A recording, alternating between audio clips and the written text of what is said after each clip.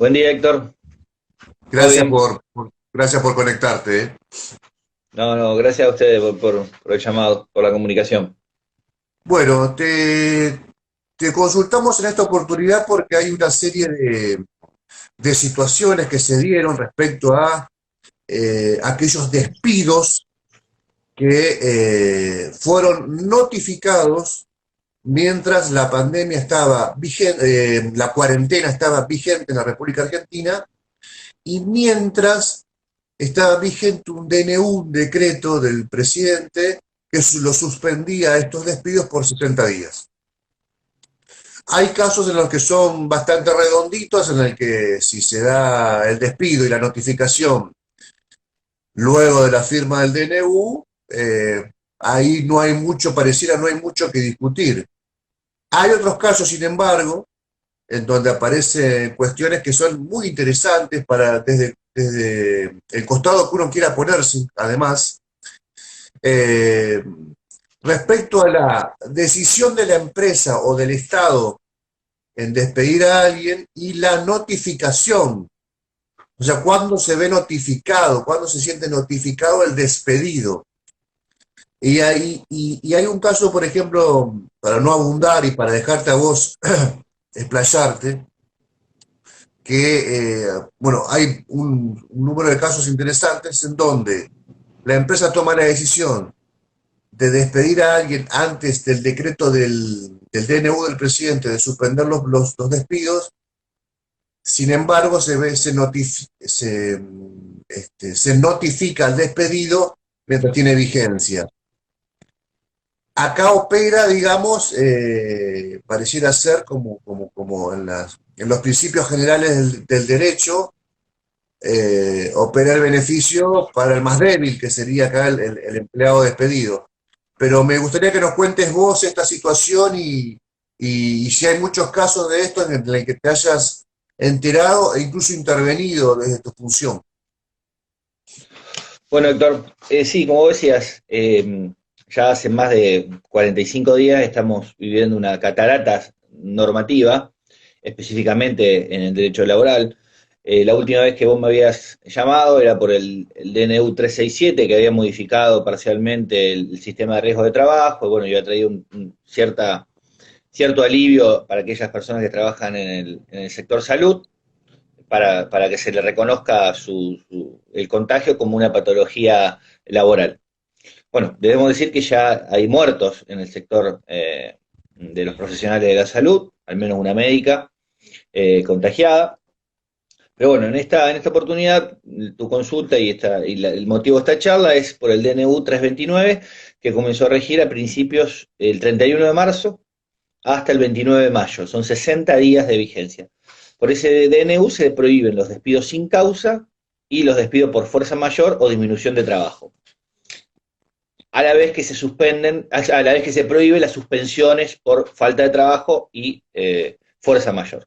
Que de esto es lo que se está hablando en la última semana por el acuerdo marco entre la UIA y la CGT para elaborar un proyecto de ley a los fines de poder realizar acuerdos hasta un 75% de rebaja salarial. O sea, 75% de pago y un 25% como un máximo de rebaja, ¿no? Más allá de que sobre ese porcentaje de 75% hay programas del Estado que cubren hasta un 50%, ¿no? Entonces quedando en manos de los empleadores abonar un 25% o más, de acuerdo a lo que pacten.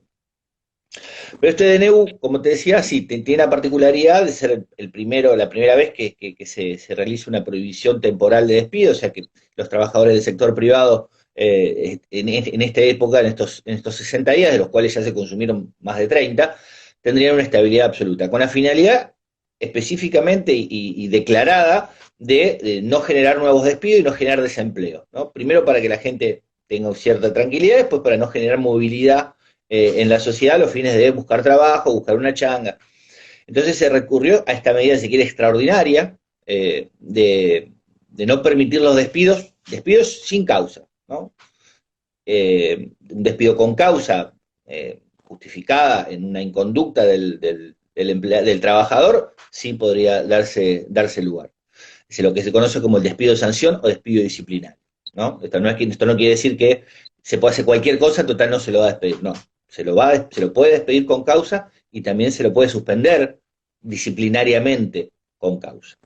Pero ¿qué ha Correcto. ocurrido? El primer caso es un trabajador, una sentencia del Juzgado Federal de Resistencia, donde el trabajador había sido despedido el 13 de marzo y se lo comunican el 30 de marzo. O sea, todavía no estaba vigente la prohibición. Bueno, interpretó el juez que le tocó el expediente, decir que ese trabajador debía estar incluido, era un trabajador de PAMI, esa es la particularidad, era un trabajador del Instituto Nacional de Servicios Sociales para Jubilados y Pensionados, que tenía cierta estabilidad, o sea, no era un contratado, pero bueno, se lo despide sin causa. Bueno, se lo reintegran.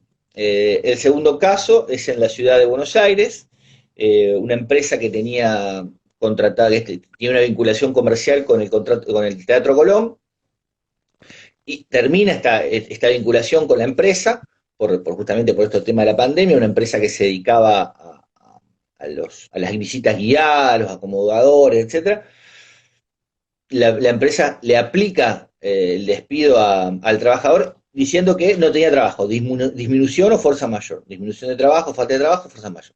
Bueno, la particularidad ahí es que la decisión se toma el 30 de marzo y se le comunica al trabajador el 6 de diciembre.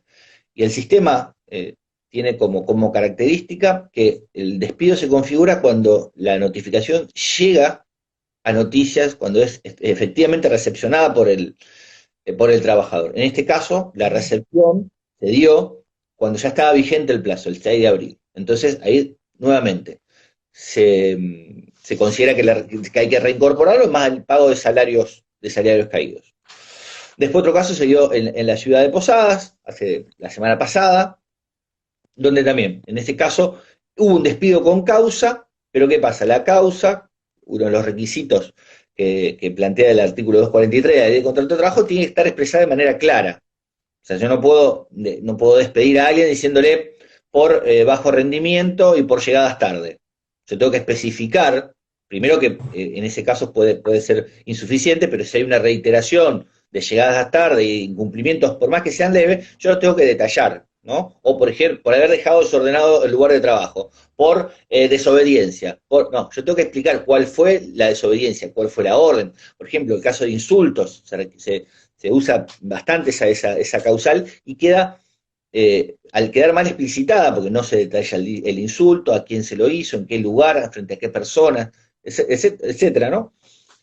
O sea, hay una insuficiencia de la causal. Entonces, en este caso, en el caso de Posadas, había una insuficiencia de la causal al momento de decirla, al momento de expresarla. Entonces quedaba como con demasiada amplitud, con falta de especificaciones, y el juez interviniente consideró que esa causal era insuficiente, estaba insuficientemente expresada y no cumplía con este requisito de especificidad, y también declaró la nulidad del despido y reincorporación del trabajador más salarios caídos. Y el último caso, también que tuvo resonancia nacional, fue en la ciudad de Santa Fe. ¿Por qué? Porque ha decidido otro instituto característico del derecho laboral, que es el periodo de prueba. La trabajadora había comenzado a trabajar a fines de enero en una empresa de recursos humanos que es de carácter internacional, o sea, una empresa con cierta importancia. Había empezado a trabajar a fines de enero. En marzo, a mediados de marzo, le dicen, bueno, a todo el personal que cumplía tareas como tiene un cargo directivo en la sucursal, los mandan a trabajar a la casa a mediados de marzo, cerca del 20 de marzo, unos días antes de la declaración del aislamiento social preventivo obligatorio, y ya la primera semana en abril le comunican el despido en virtud de estar corriendo el periodo de prueba. El periodo de prueba son todo contrato laboral por los primeros 3 meses, cuando está registrado, se considera celebrado periodo de prueba, que es el momento que tiene el empleador de evaluar el desempeño, ¿no? Y si no está de acuerdo, antes de que se cumpla los 3 meses, 15 días antes, tiene que decir, bueno, preavisar, decir, el contrato no va a seguir adelante, ¿por qué? Porque hago uso de la posibilidad que me da el sistema de extinguirlo porque no estoy conforme, no hay que expresar causa. Entonces sería como un despido sin causa. Ahí va la analogía, ¿no? Entonces, en este caso particular, cuando faltaban 15, 18 días para que se cumplieran los 3 meses, la empresa le comunica su decisión de no proseguir. Bueno, el juzgado laboral número 4 de la ciudad de Santa Fe, luego de unos días de tramitado la causa, considera que esta facultad que está incluida en el periodo de prueba para tiempos normales, lo dice específicamente el fallo, no está vigente, está suspendida. ¿Por qué? Porque implicaría de alguna manera dejar a una persona sin trabajo, más allá que esa persona no tenía una expectativa de continuidad, ¿por qué? Porque sabía que estaba sujeta a un periodo de prueba, pero estas circunstancias excepcionales le vedan al trabajador, al empleador, esta posibilidad de extinguirlo en el periodo de prueba, diciendo la resolución que esto va a tener una vigencia hasta que termine el plazo de vigencia de este decreto extraordinario. O si se prorroga, también. O sea, esto puede tener una vigencia, esta suspensión del despido, porque a la persona fue reintegrada, una trabajadora, esta suspensión y este reintegro va a tener una vigencia parcial hasta la terminación de los 60 días, que quedan, ya te digo, 25 días, o si hay una prórroga, lo que dure la prórroga. Entonces, este fallo tocó ese particular instituto del derecho laboral, que es el periodo de prueba, y interpretó favorablemente, por las circunstancias excepcionales, por los principios del derecho del trabajo, por los principios internacionales de los tratados de derechos humanos aplicables en materia laboral, que esa persona debía mantener su trabajo. No quiere decir para siempre, quiere decir hasta que termine este periodo excepcional. Después sí retoma el empleador la facultad para hacer ejercicio del periodo de prueba, de la posibilidad de despedirlo. No, te iba a decir, aclarando que nadie está acá a favor de ningún despido de ninguna manera. Te quería preguntar personalmente, ¿estás de acuerdo con la interpretación por tus argumentos y por lo que citás, ¿no? Sí. Los fallos, el primero, si se quiere, el primero que se lo aplican al trabajador, por más que haya sido el 30 de marzo, ese, si se quiere, el que hizo una interpretación más amplia. Me refiero al caso de Santa Fe del periodo de prueba. Sí. Es una interpretación acorde. A ver, te quiero decir, no es una interpretación traída de los pelos, ¿entiendes? No es que se hizo cualquier cosa para. No, muchas veces hay ese concepto, ¿no? De que el trabajador siempre gana y que el trabajador siempre tiene la razón.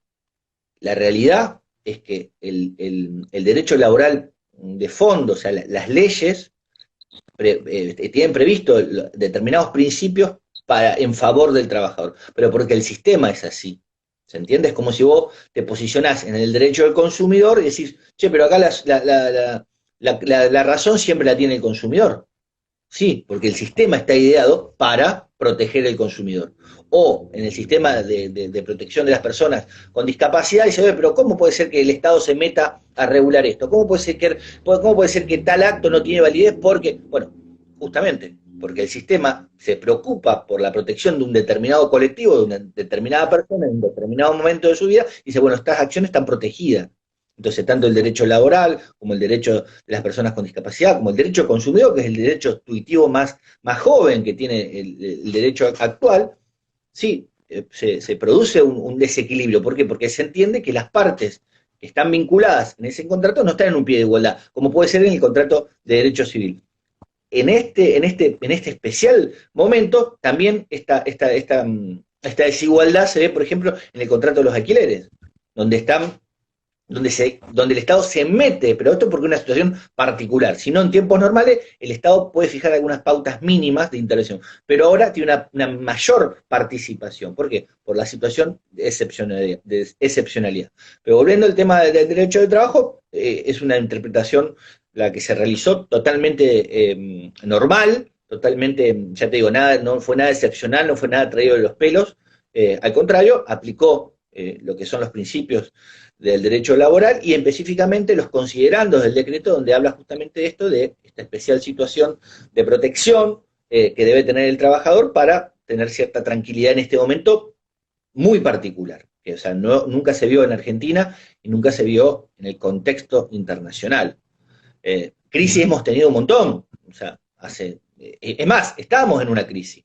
¿no? A fin del 2019 se declara la emergencia ocupacional por el cual se restablece la doble indemnización, figura que se había instaurado recién en el año 2003, al salida de la crisis del 2001, enero del 2003, que estuvo vigente por 4 años, para que con la finalidad de desincentivar, ¿no?, a los empleadores a que tomen medidas rupturistas. Bueno, esa medida excepcional que se había tomado a finales, o sea, a principios de 2003, con la salida de lo que fue la crisis del 2001, se volvió a tomar en diciembre del 2019, 13 de diciembre, y 3 meses después se tiene que tomar esta medida más excepcional todavía. Entonces, ahora hay una coexistencia de lo que son el régimen de dobles indemnizaciones, que es hasta el 9 de junio, más el régimen de prohibición de despidos, que es hasta el 29 de mayo. O sea, estamos viendo un doble periodo de protección. O sea, imagínate la excepcionalidad de esta situación para el mundo de los trabajadores y de los empresarios. Acá esto no es una cuestión de tomar partido por nadie, porque también es cierto que hay trabajadores, empleadores, empresas que no pueden pagar. Por eso están los sistemas los sistemas que está estableciendo el Poder Ejecutivo Nacional y también el Poder Ejecutivo local, para tratar de ayudar, de brindar algún tipo de protección y de respaldo a los empleadores que no puedan pagar sus remuneraciones. Eso. Gracias, Diego, que tengas buen día. Gracias. Bueno, gracias, Héctor. Nos vemos.